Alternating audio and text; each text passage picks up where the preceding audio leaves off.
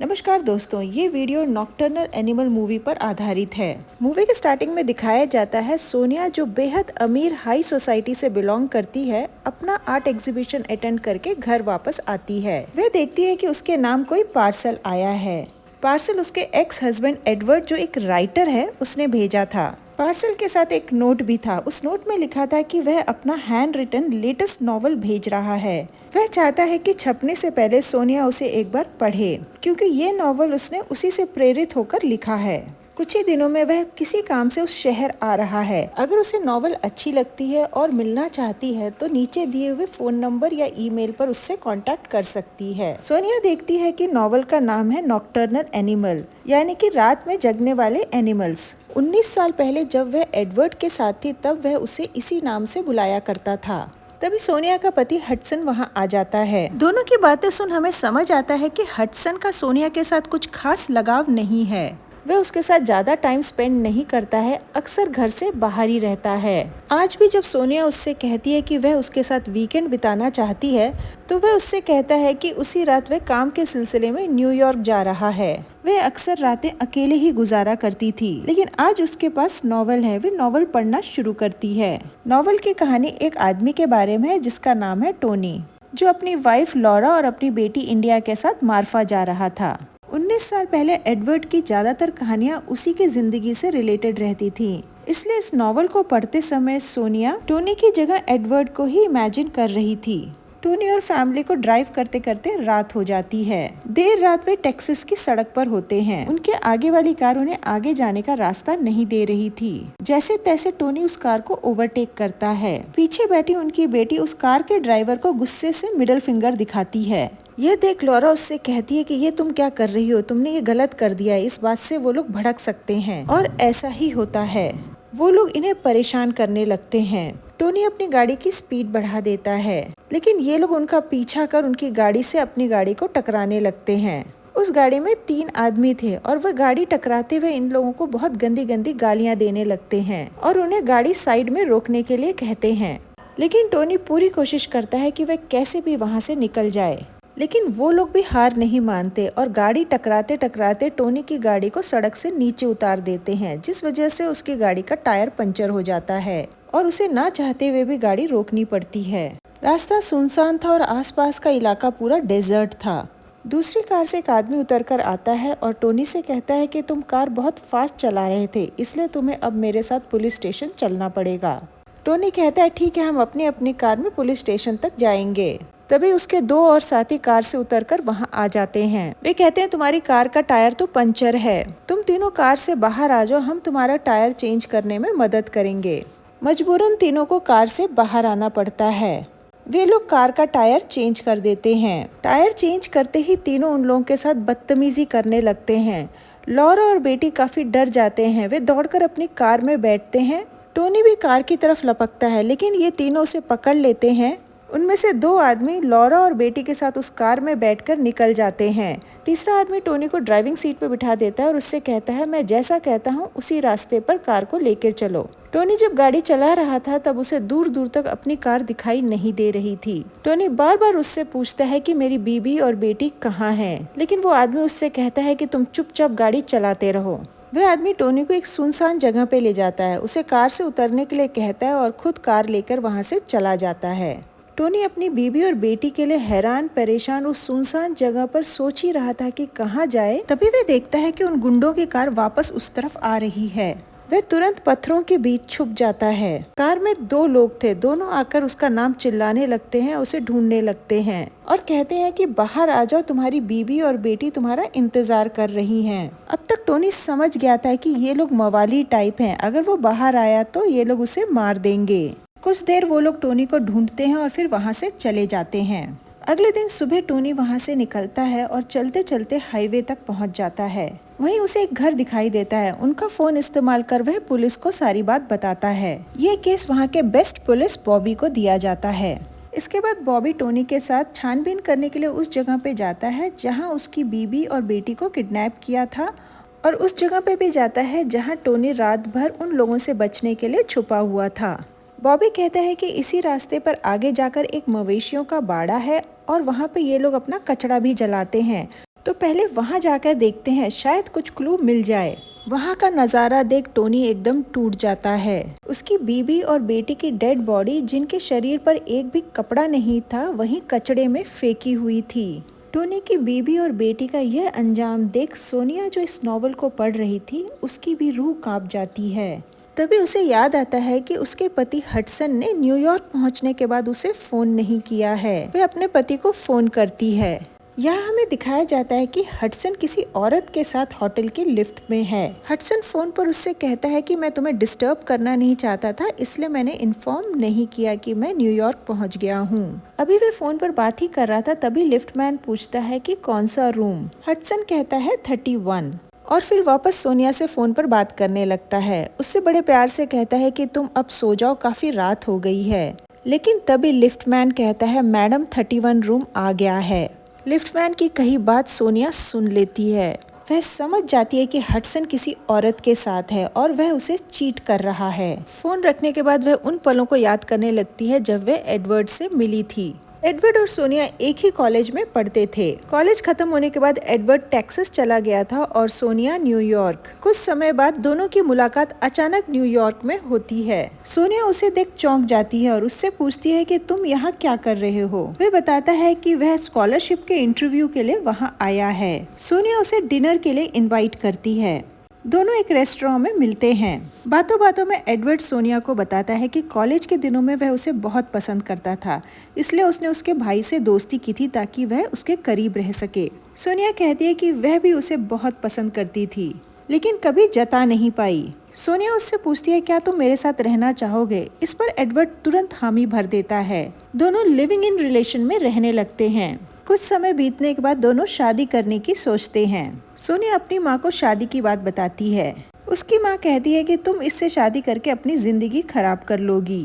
वह कहती है कि एडवर्ड एक कमजोर लड़का है, राइटिंग करके वह ज्यादा पैसे कमा नहीं पाएगा। ऐशो आराम की जिंदगी कम पैसे में पॉसिबल नहीं है। सोनिया कहती है कि एडवर्ड मुझे बहुत प्यार करता है, वह मुझे हर काम में सपोर्ट और एनकरेज करता है। उसकी माँ फिर भी पूरी कोशिश करती है कि सोनिया उससे शादी ना करे, लेकिन सोनिया फाइनली एडवर्ड से शादी कर लेती है। शादी के कुछ समय बाद एक दिन एडवर्ड सोनिया को अपनी स्क्रिप्ट देता है और उससे कहता है कि पढ़कर बताओ कि ये कैसी है। पढ़ने के बाद सोनिया उससे कहती है कि अगर मैं तुम्हें सच बताऊं तो ये स्क्रिप्ट मुझे बिल्कुल भी अच्छी नहीं लगी। तुम्हें अपने बारे में लिखना छोड़ औरों के बारे में लिखना चाहिए, अगर तुम्हें एक अच्छा राइटर बनना है तो। और उससे कहती है क्या तुम जिंदगी भर एक बुक स्टोर में काम करोगे और नॉवेल्स लिखोगे? इससे बेटर है कि तुम किसी स्कूल को ज्वाइन कर लो, क्योंकि सिर्फ नॉवल लिखकर हम ऐशो आराम की जिंदगी नहीं जी सकते। यह सुन एडवर्ड उसे कहता है तुम्हें ऐसा नहीं लगता तुम मुझे नीचा दिखा रही हो? और कहता है मैं रात भर जागकर ये नॉवल लिख रहा था, मैं बस चाहता था कि तुम इसको पसंद करो।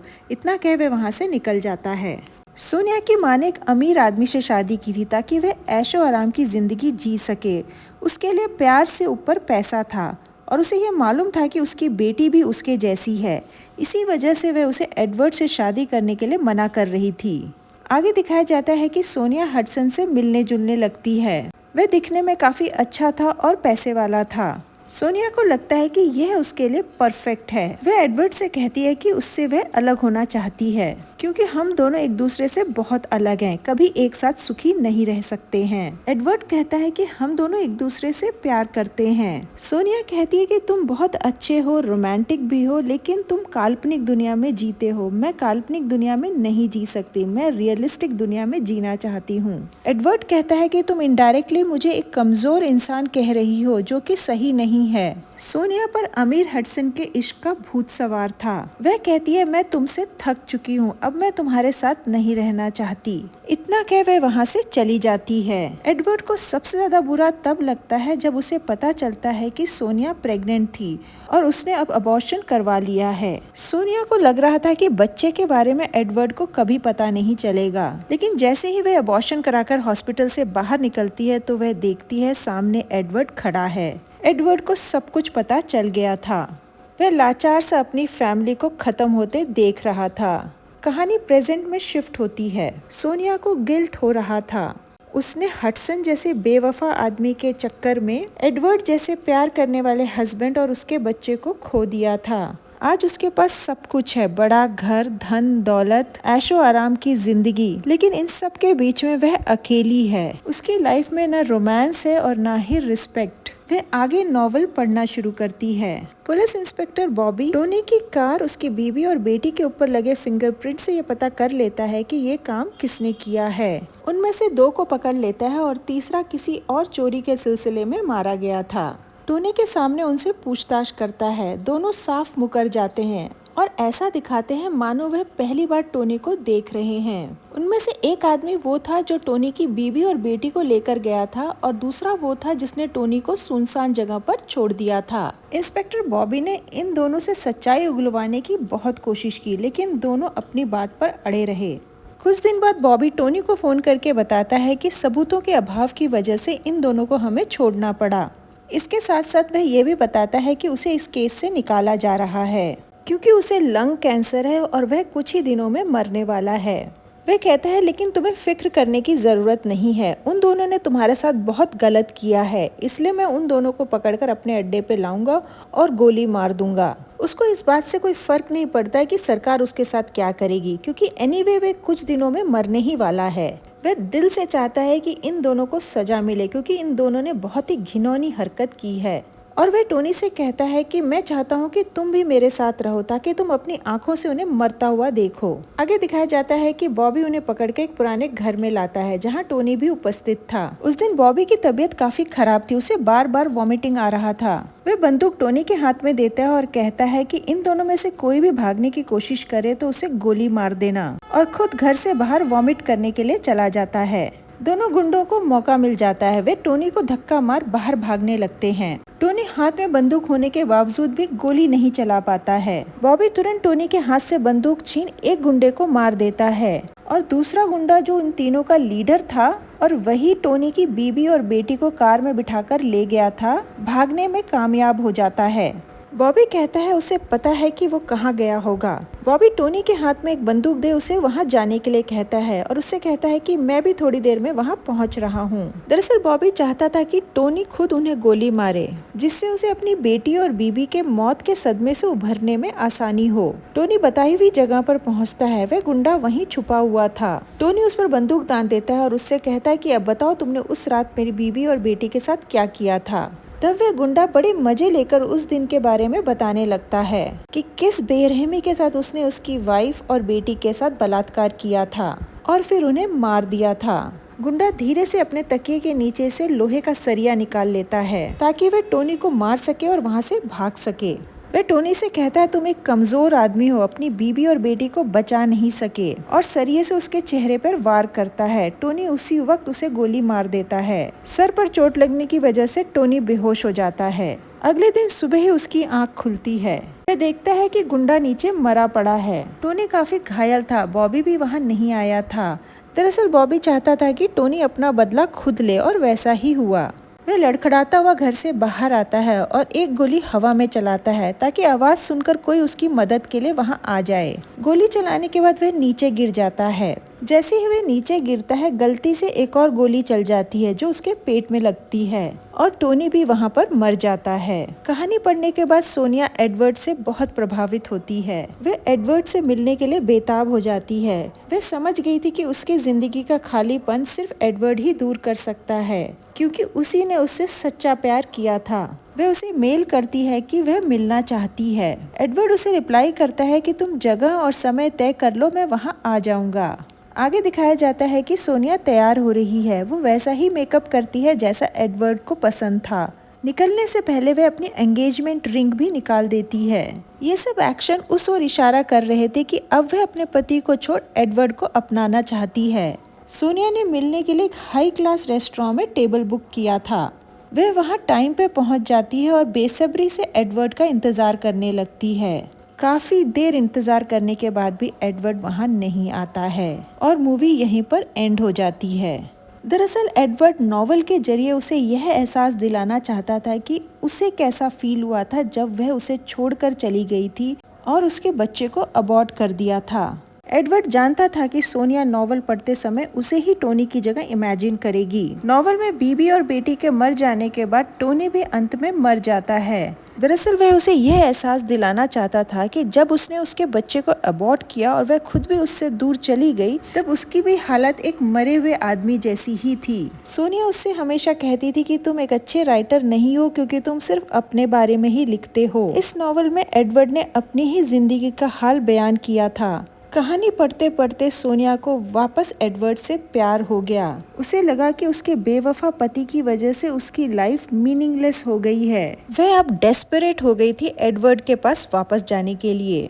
लेकिन जब काफी देर इंतजार करने के बाद भी एडवर्ड नहीं आता, तब सोनिया भी वही पेन से गुजरती है जिस पेन से एडवर्ड गुजरा था जब वह उसे छोड़कर चली गई थी। एडवर्ड को शायद उस पे तरस आ जाता और वह उससे मिलने आ जाता अगर उसने किसी साधारण से रेस्टोरेंट में टेबल बुक किया होता।